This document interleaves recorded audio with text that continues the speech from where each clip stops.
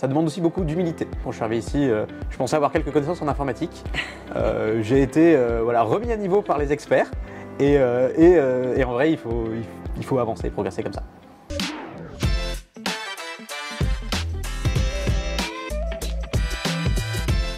Nous sommes aujourd'hui à la section nationale d'appui et d'intervention cyber avec l'adjudant Maxime. Bonjour mon adjudant. Mes respects, colonel. Présentez-nous votre métier.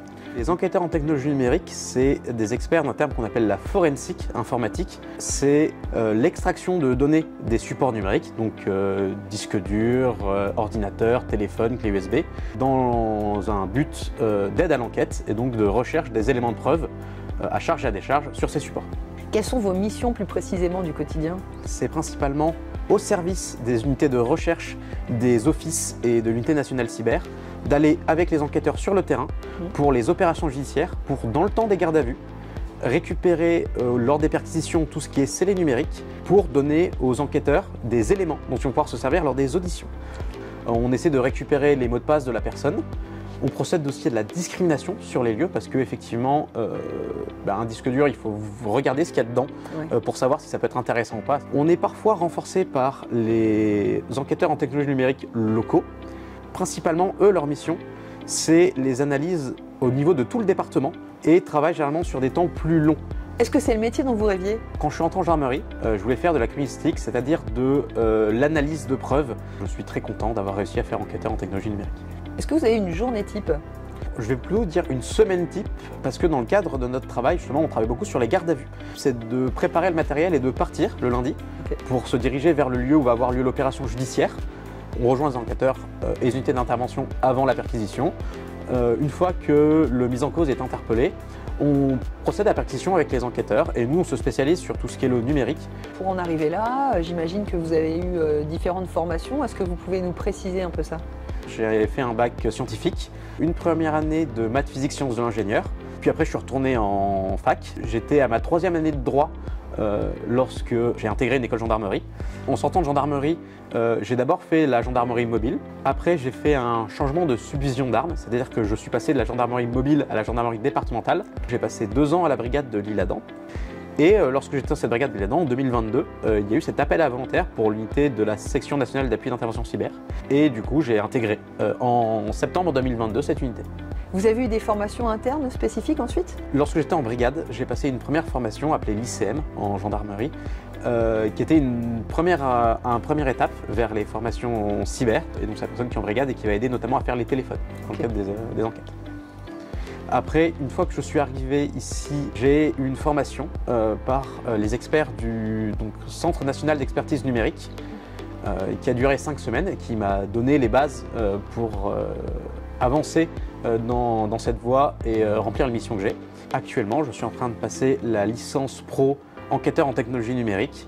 Comment vous voyez dans 5 ou 10 ans? J'aimerais accéder à un poste d'encadrement d'une des équipes cyber de cette unité, qui est la section nationale d'appui d'intervention cyber. Je sais aussi que certains d'entre nous aspirent à rejoindre le Centre national d'expertise numérique, qui est composé de gens qui sont des experts auprès de la cour d'appel. Qu'est-ce qui vous plaît dans votre métier? C'est vraiment le fait de se sentir utile. Il y a plusieurs enquêtes où notre soutien a été vraiment très important pour déterminer l'implication de la personne et le fait d'aider à cela, c'est très valorisant. Quelles sont les qualités pour exercer votre métier? Beaucoup de curiosité principalement et de débrouillardise. Souvent on a tendance à dire entre nous que l'informatique n'est pas une science exacte et du coup il faut trouver des solutions. On a souvent soit des technologies de chiffrement originales de la part des mises en cause pour essayer de protéger leurs données, soit vraiment l'idée de rebondir sur ce qu'on trouve lors des analyses.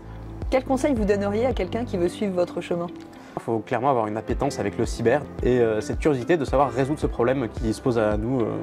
Et est-ce que c'est accessible à tous? J'ai toujours une certaine appétence pour tout ce qui est informatique, mais en soi, je n'ai aucun parcours universitaire en informatique. Il faut juste avoir de la volonté, de la débrouillardise et être prêt à apprendre. Ça demande aussi beaucoup d'humilité. Quand je suis arrivé ici, je pensais avoir quelques connaissances en informatique.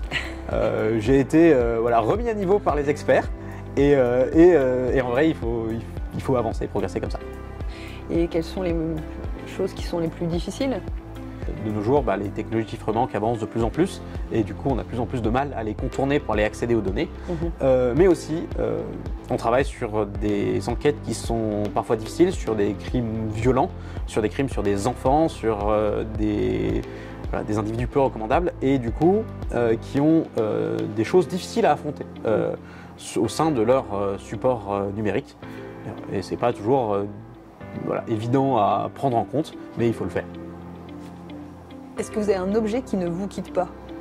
On a tous un ordinateur portable sur lequel sont installés tous les programmes d'analyse et d'extraction. Vous pouvez nous partager une anecdote ou un moment marquant pour vous? Il s'agissait d'un réseau de vente de fichiers pédopornographiques et les enquêteurs avaient découvert un compte PayPal qui recevait en gros de l'argent de la vente de ces contenus.